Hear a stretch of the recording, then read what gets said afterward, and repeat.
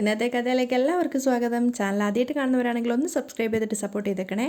അങ്ങനെ ക്രിസ്റ്റീന ഇൻ്റർവ്യൂവിന് വേണ്ടിയിട്ട് കിരണിൻ്റെ അടുത്ത് വന്നിരിക്കുകയാണ്. ആ സമയത്ത് കിരൺ സർട്ടിഫിക്കറ്റ് ഒക്കെ പരിശോധിച്ച സമയത്ത് ഒക്കെ ക്വാളിഫൈഡ് ആയിട്ടുള്ളതാണ്. സർട്ടിഫിക്കറ്റ് നോക്കിയത് കൊണ്ട് തന്നെ സാറ്റിസ്ഫൈഡ് ആയിട്ട് കിരൺ ചോദിക്കുന്നുണ്ട് ഏതൊക്കെ ഫോറിൻ കൺട്രീസിൽ വർക്ക് ചെയ്തിട്ടുണ്ട്. അപ്പോൾ അവൾ വിനയത്തോടെ പറയാണ് പഠിച്ചതൊക്കെ റഷ്യയിലാണ് സർ, പിന്നെ ദുബായിൽ ഒരു 2-3 കൊല്ലം ഉണ്ടായിരുന്നു. എല്ലാം കൺസ്ട്രക്ഷൻ ഫീൽഡ് ആയിരുന്നോ? കിരൺ ചോദിക്കുന്ന സമയത്ത് അവൾ പറയുന്നുണ്ട് അല്ല സർ, മാർക്കറ്റിംഗ് ഫീൽഡും ആയിരുന്നു. അതിൻ്റെ ഡീറ്റെയിൽസ് എല്ലാം ആ സർട്ടിഫിക്കറ്റിനകത്തുണ്ട് സർ. അപ്പോൾ കിരൺ അതൊക്കെ വീണ്ടും വിശദമായി പരിശോധിക്കുകയാണ്. ആ സമയത്തൊക്കെ ഒരു വശ്യമായിട്ടുള്ള ഒരു രീതിയിലാണ് ക്രിസ്റ്റീന കിരണിനെ നോക്കിക്കൊണ്ടിരിക്കുന്നത്. അപ്പോൾ അതൊക്കെ സർട്ടിഫിക്കറ്റൊക്കെ നോക്കിയ ശേഷം കിരൺ ചോദിക്കുന്നുണ്ട് ഞങ്ങൾ പറഞ്ഞ ക്വാളിഫിക്കേഷൻ കൂടാതെ നല്ല എക്സ്പീരിയൻസും ഉണ്ട്. ഞാൻ സാറ്റിസ്ഫൈഡ് ആണ്. പക്ഷേ എൻ്റെ വൈഫാണ് ഈ കമ്പനിയുടെ MD. അയാളിപ്പോൾ ഡൽഹിയിലാണ്. ഞാൻ ഏതായാലും അയാളുമായിട്ട് ഡിസ്കസ് ചെയ്തിട്ട് തന്നെ അറിയിക്കാം. ക്രിസ്റ്റീന അതുവരെ ഒന്ന് പുറത്ത് വെയിറ്റ് ചെയ്യൂ. അപ്പോൾ അവൾ ചോദിക്കുന്നുണ്ട് ഇന്ന് തന്നെ റിസൾട്ട് അറിയാൻ പറ്റുമോ sir? Oh sure, within 10 minutes. അങ്ങനെ അവൾ പുറത്തേക്ക് പോയ സമയത്ത് കല്യാണിയെ വിളിക്കുകയാണ് കിരൺ. ആ സമയത്ത് കിരൺ പറയുന്നുണ്ട് കല്യാണി, ആ കുട്ടി ഇൻ്റർവ്യൂവിന് വന്നിട്ടുണ്ടായിരുന്നു. ക്രിസ്റ്റീൻ എന്നാണ് അവളുടെ പേര്. അപ്പോൾ കല്യാണി ചോദിക്കുന്നുണ്ട് എങ്ങനെയുണ്ട്? അവളുടെ യോഗ്യതയൊക്കെ നീ ഇങ്ങോട്ടേക്ക് വന്നിട്ട് തീരുമാനിക്കുന്നതല്ലേ നല്ലത്. അപ്പോൾ കല്യാണി ചോദിക്കുകയാണ് സംസാരിച്ചിട്ട് എങ്ങനെയുണ്ട്? എനിക്കൊക്കെയാണ്, ബട്ട് ആൾ കുറച്ച് മോഡേൺ ആണ്, പക്ഷേ നല്ല ആക്റ്റീവായിട്ടുള്ളൊരു വ്യക്തിയാണ്. അപ്പോൾ കല്യാണി പറയുന്നുണ്ട് പിന്നെന്ത് നോക്കാനാ, ആളെ അപ്പോയിൻറ്റ് ചെയ്. അത് നീ വന്നിട്ട് പോരെ കല്യാണി? കിരൺ തിരിച്ചു ചോദിക്കുകയാണ്. അപ്പോൾ അവൾ പറയുന്നുണ്ട് കിരണേട്ടന് ഇഷ്ടപ്പെട്ടെങ്കിൽ പിന്നെ രണ്ടാമതൊന്നും ആലോചിക്കേണ്ട കാര്യമേ ഇല്ല. അല്ല, അവളുടെ ഡോക്യുമെൻറ്റ്സ് ഒക്കെ പരിശോധിച്ചോ? ഓ അതൊക്കെ ഓക്കെയാണ്, പിന്നെ യോഗ്യത കൂടുതലുണ്ടെങ്കിലേ ഉള്ളൂ. അങ്ങനെ ഒരാളെയല്ലേ നമ്മളും വെയിറ്റ് ചെയ്തുകൊണ്ടിരുന്നത്. എങ്കിൽ ശരി, ആൾ പുറത്ത് വെയിറ്റ് ചെയ്യുന്നുണ്ട്, ഇപ്പം തന്നെ അപ്പോയിൻമെൻറ്റ് കൊടുത്തേക്കാം. അങ്ങനെ അവർ രണ്ടുപേരും കൂടി ക്രിസ്റ്റീനയെ അവിടെ ജോയിൻ ചെയ്യാൻ വേണ്ടിയിട്ട് തീരുമാനിക്കുകയാണ്. രാഹുൽ ക്രിസ്റ്റീനയെ വെയിറ്റ് ചെയ്തിരിക്കുകയാണ്. അവൾ വന്ന സമയത്ത് അയാൾ ചോദിക്കുന്നുണ്ട് എന്തായി? കയറി, കമ്പനിയിലെ അപ്പോയിൻമെൻറ്റ് ലെറ്റർ കിട്ടി. അപ്പോൾ ഇനി അങ്ങോട്ട് നീ തകർക്കല്ലേ? രാഹുൽ തിരിച്ചു ചോദിക്കുകയാണ്. പിന്നല്ലാതെ 100%. കാരണം ഇത് ഞാനൊരു ചലഞ്ചായിട്ട് ഏറ്റെടുത്തിരിക്കുക. അവൾ നല്ല കോൺഫിഡൻസോട് കൂടിയാണ് സംസാരിക്കുന്നത്. അപ്പോഴും രാഹുൽ പറയുന്നുണ്ട് ഞാൻ പറഞ്ഞല്ലോ, ഏറ്റെടുത്തിരിക്കുന്ന ജോലി അത്ര നിസ്സാരമല്ല. ഒരിക്കലും വേർപിരിക്കാൻ കഴിയില്ല കിരണിനെയും കല്യാണിയെയും. അവിടെയാണ് നിന്റെ മിടുക്കുകൊണ്ട് അവരെ സ്പ്ലിറ്റ് ആക്കേണ്ടത്. അപ്പോൾ അവൾ കൂളായിട്ട് പറയാണ് അതൊക്കെ വിട് സാറേ, സാറ് എനിക്ക് തരാമെന്ന് പറഞ്ഞ സാമ്പത്തികം മാത്രം തന്നാൽ മതി, എൻ്റെ ജോലി ഞാൻ കൃത്യമായിട്ട് ചെയ്തോളാം. അപ്പോഴും രാഹുൽ പറയുന്നുണ്ട് എത്രമാത്രം റിസ്ക്കുള്ള ജോലിയാണ് നീ ഏറ്റെടുത്തിരിക്കുന്നതെന്ന് എനിക്കറിയാം, അതുകൊണ്ടാണ് ഇടയ്ക്കിടയ്ക്ക് ഇങ്ങനെ ഒരു ഓർമ്മപ്പെടുത്തൽ വേണ്ടി വരുന്നത്. അപ്പോൾ അവൾ പറയുന്നുണ്ട് ഞാനൊരു സമയം സാറിനോട് പറഞ്ഞിട്ടുണ്ടായിരുന്നല്ലോ, 3 മാസം. അതിനു മുമ്പ് തന്നെ കല്യാണിയും കിരണും രണ്ടിടത്ത് താമസം തുടങ്ങിയിരിക്കും. അപ്പം രാഹുൽ പറയുന്നുണ്ട് അവർ വേർപിരിയുമ്പോൾ കുഞ്ഞിനെ കല്യാണി ഏറ്റെടുത്തിരിക്കണം. ഒരു കാരണവശാലും കിരൺ കുഞ്ഞിന് മേൽ അധികാരം സ്ഥാപിക്കാൻ പാടില്ല. അതേപ്പറ്റിയൊന്നും എനിക്കറിയില്ല. കുഞ്ഞെവിടെയായാലും അതിൻ്റെ അച്ഛനും അമ്മയും രണ്ടിടത്തായിരിക്കും. ക്രിസ്റ്റീന പറയാണ്. ആരുടെ കയ്യിലായിരിക്കും കുഞ്ഞെന്ന് ഇപ്പോൾ പറയാൻ പറ്റില്ല. മാത്രമല്ല അതെൻ്റെ ഡ്യൂട്ടിയിൽ പെടുന്ന കാര്യമല്ല. എന്തായാലും ഞാൻ പ്രതീക്ഷയോടെ കാത്തിരിക്കുക. എന്നെ സംബന്ധിച്ചിടത്തോളം എൻ്റെ അവസാനത്തെ പിടിവള്ളിയാണിത്. രാഹുൽ വീണ്ടും ഓർമ്മപ്പെടുത്തുകയാണ് എൻ്റെ അനന്തരവനെ എനിക്ക് വേണം.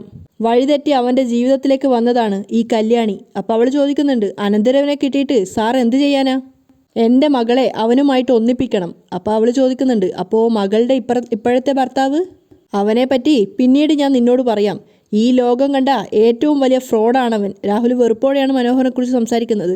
അത് കേട്ടതും മനസ്സിൽ ക്രിസ്റ്റീന ചിന്തിക്കുന്നുണ്ട് അപ്പോൾ അമ്മായിയച്ഛൻ മരുമോനെ തിരിച്ചറിഞ്ഞു കഴിഞ്ഞു. അതവനൊന്ന് കണ്ടപ്പോൾ പറഞ്ഞിരുന്നില്ലല്ലോ. അതിനുശേഷം അവൾ ചോദിക്കുന്നുണ്ട് അപ്പോൾ സാറിന് ചതി പറ്റിയല്ലേ? വെറും ചതിയല്ല, കൊലച്ചതി. എന്തായാലും ഒരു ദിവസം എൻ്റെ മോളെ വിട്ട് അവൻ പോവും. ആ സമയത്ത് അവനെ വിശ്വസിച്ച് കഴിയുന്ന എൻ്റെ മോൾക്ക് ഒരാശ്വാസം കൊടുത്തേ തീരൂ. അപ്പോൾ അവൾ പറയുന്നുണ്ട് സാറിന് പരിക്കില്ലാത്ത രീതിയിൽ ഞാൻ എല്ലാം കൈകാര്യം ചെയ്തോളാം. ക്രിസ്റ്റീന കോൺഫിഡൻസോട് കൂടിയാണ് അവിടുന്ന് പോകുന്നത്. അതേസമയം കാർത്തികയും പ്രകാശനും കൂടെ ടെക്സ്റ്റൈൽസിലാണ്. ഓണത്തിനുള്ള ഡ്രസ്സ് എടുക്കാൻ വേണ്ടി വന്നതാണ്. അപ്പോൾ കാർത്തിക ഓരോ സാരി സെലക്ട് ചെയ്യുന്നുണ്ടായിരുന്നു. കൂടെ തന്നെ പ്രകാശനും നിൽക്കുന്നുണ്ട്. ആ സമയത്ത് കാർത്തിക പറയാണ് അച്ഛൻ ഇഷ്ടമുള്ള ഒരു സാരി സെലക്ട് ചെയ്തോ, അമ്മയ്ക്ക് വേണ്ടിയിട്ട് ആദ്യമായിട്ട് അച്ഛൻ കൊടുക്കുന്ന ഗിഫ്റ്റാണ്, അതുകൊണ്ട് അമ്മയ്ക്ക് ഇഷ്ടമുള്ളത് തന്നെ ആയിരിക്കണം. ആ സമയത്ത് പ്രകാശൻ കുറച്ച് നാണത്തോടെ പറയാണ് അതിന് അമ്മയ്ക്ക് ഇഷ്ടമുള്ള കളർ ഏതാണെന്ന് എനിക്കറിയില്ലല്ലോ, അമ്മ നല്ല വെളുത്തിട്ടാ, അതിനനുസരിച്ചുള്ള കളർ സെലക്ട് ചെയ്താൽ മതി. അപ്പോൾ പ്രകാശൻ ചോദിക്കുകയാണ് എങ്കിൽ ഞാൻ സെലക്ട് ചെയ്യട്ടെ? അങ്ങനെ പ്രകാശിന് ഓരോ സാരി സെലക്ട് ചെയ്യുകയാണ്. ആ സമയത്ത് അതൊക്കെ കണ്ടിട്ട് പരിഹാസത്തോടെ നിൽക്കുകയാണ് കാർത്തിക. പ്രകാശിന് ഓരോ സാരികൾ സെലക്ട് ചെയ്യുമ്പോഴും റേറ്റ് കൂട്ടി എടുക്കാൻ പറയണം. 4000 പറയുമ്പോൾ അതിനേക്കാൾ കൂടുതലുള്ളതൊക്കെ എടുക്കാനാണ് പറയുന്നത്. അപ്പോഴേക്കും കാർത്തിക അമ്മയെ വിളിച്ചിട്ട് വെറുതെ സംസാരിക്കുന്നത് പോലെ ആക്കുകയാണ്. ഹലോ അമ്മേ, അച്ഛനിപ്പോൾ അമ്മയ്ക്ക് വേണ്ടി സാരി സെലക്ട് ചെയ്യാണ് കേട്ടോ, ഞാനത് അമ്മയ്ക്ക് അയച്ചു തരാമെന്ന് പറയുമ്പോഴേക്കും പ്രകാശൻ ചോദിക്കുന്നത് ആരമ്മയാണോ, എനിക്കും കൂടെ തരുമോ എന്നുള്ള അർത്ഥത്തിൽ ചോദിക്കുകയാണ് ഫോണ്. പക്ഷെ അപ്പോഴേക്കും അവൾ ഫോൺ കട്ടായതുപോലെ ഹലോ എന്ന് ചോദിച്ചിട്ട് ഫോൺ കട്ടാക്കുകയാണ്. അയ്യോ ഫോണ് കട്ടായല്ലോ, അവൾ അഭിനയിക്കുകയാണ്. അപ്പോൾ പ്രകാശൻ പറയുന്നുണ്ട്, അയ്യോ എനിക്ക് ആ ശബ്ദം ഒന്ന് കേൾക്കണം എന്നുണ്ടായിരുന്നു. അപ്പോഴാണ് പ്രകാശൻ കാണുന്നത് കിരണ് അന്നേ ഓണത്തിലേക്കുള്ള ഡ്രസ്സ് എടുക്കാൻ വേണ്ടിയിട്ട് കല്യാണിയുടെ അമ്മയും സഹോദരിയും കൂട്ടിക്കൊണ്ട് അങ്ങോട്ടേക്ക് വന്നിട്ടുണ്ടായിരുന്നു. ദേ മോളെ ആരാ വരുന്നേ നോക്കിയേ. അപ്പം പെട്ടെന്ന് തന്നെ കാർത്തികൻ പറയുന്നുണ്ട്, ഓ ശത്രുക്കൾ കൃത്യസമയത്ത് തന്നെ എത്തിയല്ലോ. അപ്പോഴേക്കും കിരണും അതുപോലെ ദീപയും കാദംബരിയൊക്കെ ഇവരെയും കണ്ടിട്ടുണ്ടായിരുന്നു. അപ്പോൾ സെയിൽസ് ഗേളിനോട് പറയുന്നത് പോലെയായിട്ട് അവർ കേൾക്കാൻ വേണ്ടി പ്രകാശൻ പറയാണ്, അതെ വർഷങ്ങൾക്ക് ശേഷം ഞങ്ങൾ വീട്ടിൽ ഓണം സെലിബ്രേറ്റ് ചെയ്യാൻ പോവുകയാണ്, അതും വളരെയധികം ഗ്രാൻഡായിട്ട്. അതിനുള്ള പർച്ചേസാണ് നടക്കുന്നത്. എന്തോന്ന് റീറ്റെയിൽഡ് പർച്ചേസ് എന്നൊക്കെ പറഞ്ഞ് പ്രകാശൻ പരിഹസിച്ച് പൊട്ടിച്ചിരിക്കുകയാണ്.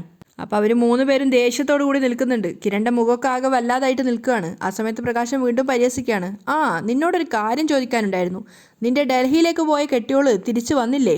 അവൾ ഡൽഹി പോയിട്ട് ഇതുവരെ മടങ്ങി വന്നില്ലേ എന്ന്. ഓ എനിക്ക് തോന്നുന്നത് അവിടെ പോയിട്ട് അവൾ ആരുടെയെങ്കിലും തോളിൽ തൂങ്ങിക്കാണോ എന്നാ പ്രകാശൻ തന്നെ പറഞ്ഞ് പൊട്ടിച്ചിരിക്കുകയാണ്.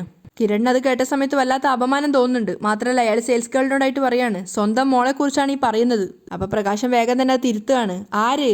എൻ്റെ മോളൊന്നും അല്ല അവള്, എനിക്കൊരു മോളുണ്ട്, അത് ഇതാണ് എന്ന് പറഞ്ഞ് കാർത്തികയെ ചേർത്ത് പിടിക്കുകയാണ്.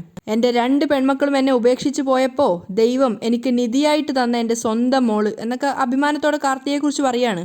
ആ സമയത്ത് കാർത്തികയോട് ദീപ പറയുന്നുണ്ട്, കൊച്ചെ നിനക്ക് എന്താ പറ്റിയേ? ഇയാളെ ഇയാളുടെ അമ്മയെ മോനെയൊക്കെ വിശ്വസിച്ചാലുണ്ടല്ലോ അവസാനം നിനക്ക് ഒരുപാട് കരയേണ്ടി വരും. അപ്പോൾ കാർത്തികൻ തിരിച്ച് വെല്ലുവിളിക്കുന്ന രീതിയിലാണ് സംസാരിക്കുന്നത്. അത് ഞാനങ്ങ് സഹിച്ചു. എന്തായാലും പെൺമക്കൾക്ക് നല്ലൊരു ജീവിതം കിട്ടിയപ്പോൾ അവരോടൊപ്പം നിങ്ങളങ്ങ് പോയല്ലോ. പിന്നീട് എന്തൊക്കെ ചതികളാ അച്ഛനോടും മോനോടും ചെയ്തതെന്ന് എനിക്കറിയാം. പ്രകാശം വലിയ ആളായിട്ട് നിൽക്കുകയാണ്. കാരണം അയാൾ പറഞ്ഞ കഥകളൊക്കെ കാർത്തിക വിശ്വസിച്ചു എന്നുള്ളൊരു ഭാവത്തിൽ. അപ്പം കാർത്തിക പറയുന്നുണ്ട്, ഇനി അതൊന്നും തിരുത്താൻ നോക്കണ്ട. അപ്പോൾ കാദംബരിയും പറയുന്നുണ്ട്, അച്ഛനേക്കാളും നന്നായി കള്ളം പറയുന്ന ആളാണ് മോന്. അമ്മൂമ്മയും ഒട്ടും മോശമല്ല. അതുകൊണ്ട് എല്ലാവരും കൂടെ തന്നെ കുഴപ്പത്തിലാക്കുന്നുള്ള കാര്യം ഉറപ്പാ. കുറച്ച് കഴിയുമ്പോൾ കുട്ടിക്ക് അതെല്ലാം മനസ്സിലായിക്കോളും. അപ്പോൾ കാർത്തിക പറയുന്നുണ്ട്, ഞാനേ ഈ നിൽക്കുന്ന കിരണിനെ പോലെ ബിസിനസ്സൊക്കെ ചെയ്യുന്ന ആളാണ്. അതുകൊണ്ട് ആൾക്കാരെ കുറിച്ചൊന്നും പറഞ്ഞു മനസ്സിലാക്കി തരേണ്ട കാര്യമില്ല. നിങ്ങൾ നിങ്ങളുടെ കാര്യം നോക്കി പോയാൽ മതി. അത് കേട്ട് പ്രകാശൻ തലയെടുപ്പോടെ പറയാണ്, അങ്ങനെ പറഞ്ഞു കൊടുക്കുമോളെ, നീയൊക്കെ ഇവിടെ വരും എന്നറിഞ്ഞിരുന്നെങ്കിൽ ഞാൻ ഈ ജന്മത്തിൽ ഇവിടേക്ക് വരില്ലായിരുന്നു. ദീപയോടായിട്ട് പറയാണ്. അപ്പോൾ കാർത്തിക പറയുന്നുണ്ട്, അച്ഛൻ വാ നമുക്ക് വേറെ സെക്ഷനിൽ പോയിട്ട് നോക്കാം. അപ്പോൾ പ്രകാശനും പറയാണ്, ഇവർ വന്ന സ്ഥിതിക്ക് ഇവിടുത്തെ സാരിയൊന്നും വേണ്ട. എന്നിട്ട് അവർ വേറൊരു സെക്ഷനിലേക്ക് പോവാണ്. അവിടെ മാറി നിന്നിട്ട് സാരിയുടെ വില ചോദിക്കുമ്പോൾ 15,000 രൂപയുടെ സാരിയൊക്കെയാണ് എടുത്ത് കാണിക്കുന്നത്. അപ്പോൾ അതൊക്കെ കുറഞ്ഞു പോയി ഒരു 10-25,000 രൂപയുടെയെങ്കിലും വേണമെന്നൊക്കെയാണ് അച്ഛനും മോളും പറയുന്നത്. പ്രകാശനും ആളാവാൻ വേണ്ടി ശബ്ദം കൂട്ടിയാണ് സംസാരിക്കുന്നത്. 25,000-ന് മുകളിലുണ്ടെങ്കിൽ അതെടുത്തോ. ആ സമയത്ത് കാർത്തിക അവരെയൊക്കെ തിരിഞ്ഞു നോക്കുകയാണ്. അപ്പോൾ അവരൊക്കെ അവരുടേതായ രീതിയിലേക്ക് മാറിയിട്ടുണ്ടായിരുന്നു, കിരണും അതുപോലെ ദീപയും കാദംബരിയൊക്കെ. ആ സമയത്ത് കാർത്തിക മനസ്സിൽ വിചാരിക്കുകയാണ് അവരെ നോക്കിക്കൊണ്ട്, കിരണേ, കാദംബരി, എൻ്റെ അമ്മേ, നിങ്ങളെല്ലാവരും എന്നോട് ക്ഷമിക്ക്. ഈ ക്രൂരനും ഇയാളെ സ്നേഹിക്കുന്നവർക്കും വലിയൊരു തിരിച്ചടി പിന്നാലെ വരുന്നുണ്ട്. ആ സമയത്ത് ഞാൻ എന്താണ് ചെയ്യുന്നതെന്ന് നിങ്ങൾക്ക് മനസ്സിലാവൂ. അതേസമയം കല്യാണിക്ക് വേണ്ടിയിട്ടുള്ള സാരികളൊക്കെ സെലക്ട് ചെയ്തിട്ട് ഫോട്ടോസ് അയച്ചു കൊടുത്തിട്ടുണ്ടായിരുന്നു കിരൺ. അപ്പോൾ ഡൽഹിയിൽ ഇരുന്നിട്ട് കല്യാണി ആ ഫോട്ടോസൊക്കെ നോക്കി അവൾക്ക് ഇഷ്ടപ്പെട്ട സെലക്ട് ചെയ്യുകയാണ്. അങ്ങനെ കല്യാണിക്ക് വേണ്ടുന്നതൊക്കെ സെലക്ട് ചെയ്ത് വാങ്ങിക്കുന്ന സമയത്താണ് ഇവരുടെ ബില്ലിൻ്റെ സമയം എത്തിയിട്ടുണ്ടായിരുന്നത്, പ്രകാശിൻ്റെയും കാർത്തികയുടെയും. ആ സമയത്ത് ബില്ലിംഗ് സെക്ഷനിൽ വന്നിട്ട് ബില്ല് നോക്കിയിട്ട് പ്രകാശിന് ഉറക്കെ പറയാണ്, മോളെ 1,56,000 ആയി. നമുക്കതൊക്കെ നിസ്സാരമായ തുകയല്ലേ എന്നും പറഞ്ഞുകൊണ്ട് കാർഡ് എടുത്ത് കൊടുക്കുകയാണ് പ്രകാശന്. അതായത് കാർത്തികയുടെ കാർഡ് കൊടുക്കുകയാണ്. അതൊക്കെ നിസ്സാരമായിട്ട് കൊടുത്തപ്പോൾ പ്രകാശനൊന്ന് തലയെടുപ്പോടു കൂടിയാണ് നിൽക്കുന്നത്. കവറുമായിട്ട് പോകുമ്പോൾ പ്രകാശൻ അവരെ നോക്കി പരിഹാസത്തോടെ കവറൊക്കെ ഉയർത്തിപ്പിടിച്ചിട്ടാണ് പോകുന്നത്. അപ്പോൾ കിരൺ അമ്മയോടും കാദംബരിയോടായിട്ട് പറയുന്നുണ്ട്, എന്നാലും എന്താണ് ഇതിൻ്റെ മാജിക് എന്ന് മനസ്സിലാവുന്നില്ലല്ലോ. അങ്ങനെ അവർ സെലക്ട് ചെയ്ത ഡ്രസ്സിൻ്റെ പൈസയൊക്കെ കൊടുക്കാൻ വേണ്ടിയിട്ട് ബില്ലിംഗ് സെക്ഷനിൽ എത്തിയ സമയത്ത് അവർ പറയുന്നുണ്ട്, സർ ബില്ല് തരേണ്ട ആവശ്യമില്ല, ഓൾറെഡി പേയ്മെൻറ്റ് കഴിഞ്ഞതാണെന്ന്. അപ്പോൾ ആദ്യം കിരണിനൊക്കെ അതിശയമാണ്, ആരാണ് ഞങ്ങളുടെ പൈസ പേ ചെയ്തതെന്ന്. അപ്പം മുതലാളി വിളിച്ച് പറഞ്ഞതാണ് നിങ്ങളോട് പൈസ വാങ്ങിക്കേണ്ട എന്നൊക്കെ പറയാണ് അവർ. അപ്പം കിരൺ പറയുന്നുണ്ട്, ഒരുപക്ഷെ അച്ഛനോട് പറഞ്ഞിട്ടുണ്ടായിരുന്നു ഇങ്ങോട്ടേക്ക് വരുന്ന കാര്യം, അതുകൊണ്ട് അച്ഛനായിരിക്കും ബില്ലൊക്കെ സെറ്റിൽ ചെയ്തിട്ടുണ്ടാവുക. കാർത്തിക നേരെ പോയത് ആ ഡ്രസ്സുമായിട്ട് അവളുടെ അമ്മയെ കാണാൻ വേണ്ടിയിട്ട് ആ ഹോട്ടൽ മുറിയിലേക്കാണ്. സന്തോഷത്തോടു കൂടി മകളുടെ വരവ് കണ്ട് സ്വീകരിച്ച് അകത്തേക്ക് കയറ്റിയ ശേഷം ലക്ഷ്മിക്ക് നേരെ കാർത്തിക ആ ഡ്രസ്സ് നീട്ടുകയാണ്. ഇതാ നോക്ക്. അപ്പോൾ അമ്മയ്ക്ക് വേണ്ടിയിട്ട് മകൾ വാങ്ങിച്ച ഓണസാരി എന്നുള്ള രീതിയിലാണ് അവർ ആ സാരി എടുത്ത് നോക്കുന്നത്. അപ്പം തുറന്നു നോക്കിയപ്പോൾ തന്നെ അവർക്ക് ഇഷ്ടമില്ലാത്ത കളറാണ്. എനിക്കിത് ഇഷ്ടമില്ലാത്ത കളറല്ലേ മോളെ എന്ന് പറഞ്ഞപ്പോഴേക്കും കാർത്തിക പറയുന്നുണ്ട്, അമ്മയുടെ ഇഷ്ടങ്ങൾ എന്തെങ്കിലും അയാൾക്ക് അറിയാമോ? അപ്പോൾ അവർ തിരിച്ചു ചോദിക്കുകയാണ്, ആർക്ക്? എൻ്റെ അമ്മേ, ഓണക്കോടി വാങ്ങിക്കാൻ വേണ്ടി ഞാനും പ്രകാശനും കൂടി ടെക്സ്റ്റൈൽസിലേക്ക് പോയപ്പോൾ അയാൾ സെലക്ട് ചെയ്ത സാരി ഇത്. അത് കേട്ടതും ലക്ഷ്മിക്ക് ദേഷ്യം വരികയാണ്. ഇതും കൊണ്ടാണോ ഇങ്ങോട്ടേക്ക് വന്നത് എന്ന് പറഞ്ഞിട്ട് അതവർ നേരെ വേസ്റ്റ് ബിന്നിലേക്ക് ഇടുകയാണ്. അപ്പോൾ കാർത്തിക ചോദിക്കുന്നുണ്ട്, എന്താ അമ്മ ഈ ചെയ്തത്? അവൻ്റെ ഒരു സമ്മാനവും എനിക്ക് വേണ്ട. ലക്ഷ്മി വെറുപ്പോടെ പറയാണ്, അമ്മ അയാളെ വാങ്ങിച്ചതെങ്കിലും പൈസ കൊടുത്തത് ഞാനാ. അപ്പോൾ അവർ പറയുന്നുണ്ട്, എന്നാലും അവനല്ലേ സെലക്ട് ചെയ്തത്, ആ പൈസ പൊയ്ക്കോട്ടെ. അപ്പോൾ കാർത്തിക പറയാണ്, അമ്മ ഇത് സ്വീകരിക്കില്ലെന്ന് എനിക്ക് അറിയായിരുന്നു, എങ്കിലും ഏതെങ്കിലും പാവപ്പെട്ടവർക്ക് കൊടുക്കായിരുന്നു. വേണ്ട, അവൻ തൊട്ട സാരിയല്ലേ ഇത്, അത് ആരും ഉപയോഗിക്കണ്ട. എൻ്റെ കയ്യിലേക്ക് തന്നത് തന്നെ വലിയ തെറ്റായിപ്പോയി. അപ്പോൾ കാർത്തിക കൂടുതൽ തർക്കിക്കാതെ പറയുന്നുണ്ട്, അപ്പോഴേ ഞാനൊരു കാര്യം ചെയ്യാൻ വേണ്ടി പോവാ. ഇവിടുന്ന് ഞാൻ അങ്ങോട്ട് ചെല്ലുന്നത് ഒരു പുതിയ ഓണക്കോടിയുമായിട്ടായിരിക്കും. പ്രകാശനുള്ള ഓണക്കോടി. അത് പറഞ്ഞോ? ആ ഷർട്ടവൻ സന്തോഷത്തോടെ എടുത്തിടട്ടെ മോളെ. ആ സമയത്ത് അവർ ഓർമ്മയോടെ പറയുന്നുണ്ട്, മോള് വയറ്റിലുണ്ടായിരുന്ന സമയത്ത് ഒരു ഓണം കഴിഞ്ഞു പോയതാ. ആ സമയത്ത് എൻ്റെ വയറ്റിലുള്ളത് പെൺകുഞ്ഞാണെന്ന് അറിഞ്ഞിട്ട് ഒരു ഓണസദ്യ പോലും അയാളുടെ അമ്മ എനിക്ക് ഉണ്ടാക്കി തന്നിട്ടില്ല. ആ ഓണത്തിന് എന്നെ കരയിക്കുകയും ചെയ്തു. അതൊന്നും എൻ്റെ മനസ്സിൽ നിന്നും പോയിട്ടില്ല മോളെ. പോകരുത്, എങ്കിലേ നമ്മുടെ ഓരോ പ്രവൃത്തിക്കും വേഗത കൂടുള്ളൂ. ഓണത്തിൻ്റെ അന്ന് LK കൺസ്ട്രക്ഷൻ്റെ ഇനോഗ്രേഷനാണ്. കാർത്തിക ദേഷ്യത്തോടെയും സങ്കടത്തോടെയും പറയാണ്. അന്നേ ദിവസം MD ആവാൻ വേണ്ടി വേഷം കെട്ടിയിരിക്കുക പ്രകാശൻ്റെ മോൻ.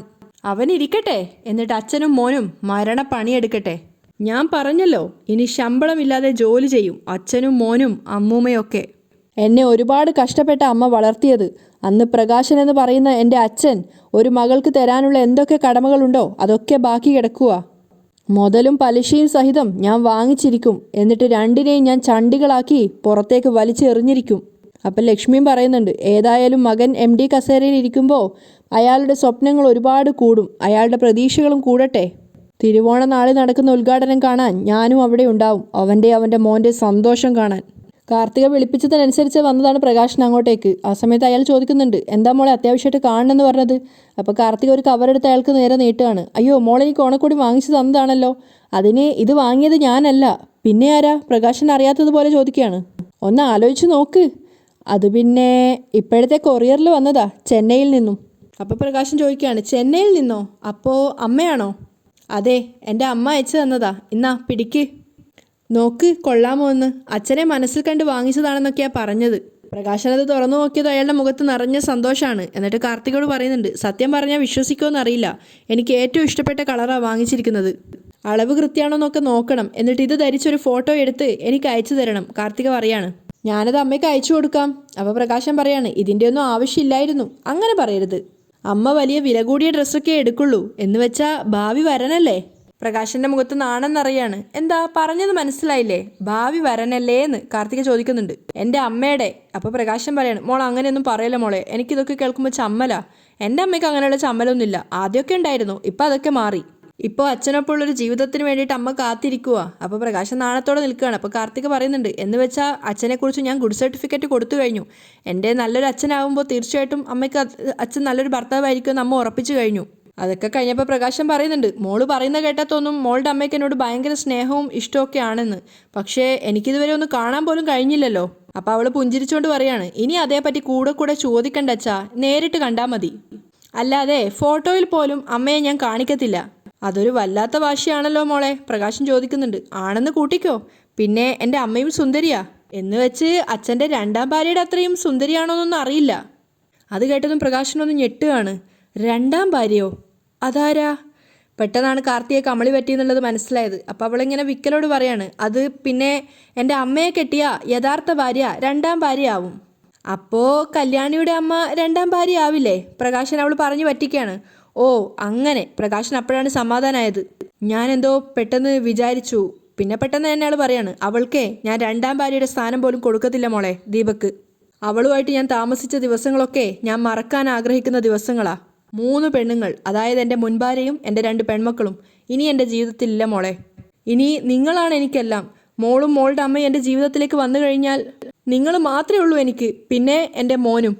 എന്നാൽ പിന്നെ ആ ഷർട്ടിൻ്റെ അളവൊക്കെ ശരിയാണോ നോക്ക്. കാർത്തിക പുഞ്ചിരിച്ചുകൊണ്ട് പറയാണ്. അപ്പം പിന്നെ പ്രകാശനും ചിരിച്ചുകൊണ്ട് പറയുന്നുണ്ട്, ശരി മോളെ. അങ്ങനെ അതുമായിട്ട് പ്രകാശൻ അവിടെ നിന്ന് ഇറങ്ങിപ്പോകുമ്പോൾ കാർത്തിക മനസ്സിൽ ചിന്തിക്കുകയാണ്, അയ്യടാ, ഇത് തരക്കേടില്ലാതെ ഞാനും എൻ്റെ അമ്മയും ആസ്വദിക്കുന്നുണ്ട്. സ്ത്രീകളെ വഞ്ചിക്കുന്ന ആണുങ്ങൾക്ക് ഈ രീതിയിൽ തന്നെയാ മറുപടി കൊടുക്കേണ്ടത്. അങ്ങനെ കാർത്തിക ചിന്തിക്കുന്നിടത്തായിട്ടാണ് ഇന്നത്തെ എപ്പിസോഡ് വൈൻഡപ്പ് ചെയ്യുന്നത്.